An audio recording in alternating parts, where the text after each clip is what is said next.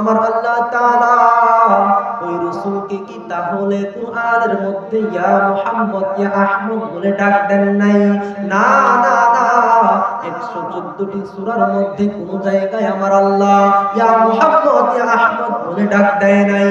তাহলে কিভাবে ডাক দিলেন?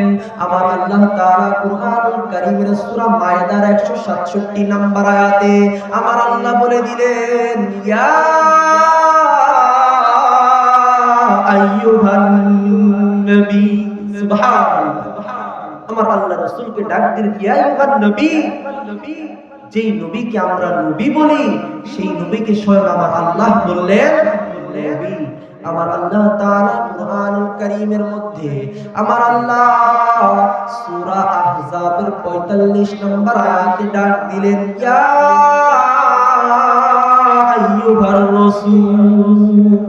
সুবহানাল্লাহ, যে রাসূলকে আমরা রাসূল বলি, যিনি আমাদের রাসূল, যিনি আমাদের নবী, সেই নবীকে আমার আল্লাহ স্বয়ং নিজে বলতেছেন, ও আমার নবী, ও আমার রাসূল। সুবহানাল্লাহ, আমার আল্লাহ তাআলা সূরা মুজাম্মিলের 1 নম্বর আয়াতে ডাক দিলেন, ইয়া আইয়ুহাল মুজাম্মিল। সূরা মুদাসসিরের 1 নম্বর আয়াতে ডাক দিলেন, ইয়া আইয়ুহাল মুদাসসির। সূরা আহজাবের 46 নম্বর আয়াতে ডাক দিলেন সিরাজাম মুনীরা বলে। সূরা আম্বিয়ার 107 নম্বর আয়াতে ডাক দিলেন, ওয়া মা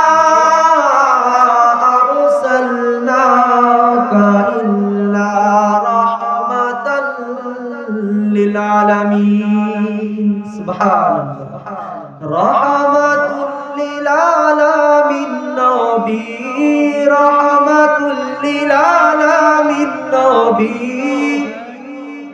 কুরআনে প্রমাণ, আশিক বিলে কে বুঝিবে আমার দয়ার নবীর শান। ঠিক কি না? যারা নবীর আশিক হতে পেরেছে শুধুমাত্র তারাই বুঝবে আমার নবীর শান। ঠিক না ভাই? আশিক বিলে কে বুঝিবে আমার মায়ার নবীর শান। নবী আমার মদিনারি বুলবুল,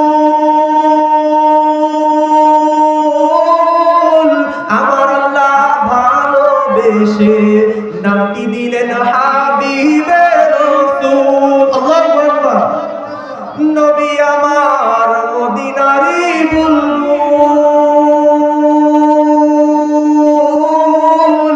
আমার আল্লাহ ভালোবেসে নামটি দিলেন মুহাম্মদ রাসূল। সেই নবীকে কষ্ট দিলে, সেই নবীকে কষ্ট দিলে থাকবে না ঈমান। আশিক বিলে কে বুঝিবে আমার মায়ার নবীর শান। ঠিক না বেটি?